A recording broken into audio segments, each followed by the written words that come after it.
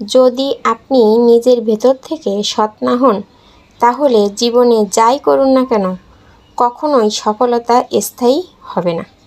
মানুষকে দেখানোর জন্য ভালো হওয়া খুব সহজ, কিন্তু নিজের ভেতরে সত্যিকারের সৎ থাকা সবচেয়ে কঠিন কাজ। কারণ পৃথিবীর মানুষকে হয়তো কিছু সময়ের জন্য ধোঁকা দেওয়া যায়, কিন্তু নিজের বিবেককে কখনোই ধোঁকা দেওয়া যায় না। আপনি যদি নিজের কাজ, চিন্তা আর উদ্দেশ্যের প্রতি সৎ না হন, তাহলে যত বড় স্বপ্নই দেখুন না কেন, সেই সফলতা কখনো স্থায়ী হবে না। সফলতা শুধু টাকা, পরিচিতি বা বাহ্যিক অর্জনের নাম নয়।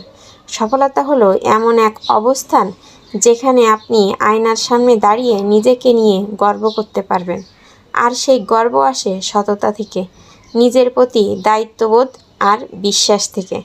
জীবনে এগিয়ে যেতে চাইলে প্রথমে নিজেকে সত্য বলতে শিখুন, নিজের ভুল স্বীকার করুন, প্রতারণা থেকে দূরে থাকুন এবং এমন কাজ করুন যা আপনার বিবেককে শান্তি দেয়। কারণ একজন সৎ মানুষ হয়তো ধীরে এগোয়, কিন্তু সে কখনো ভুল পথে হারিয়ে যায় না।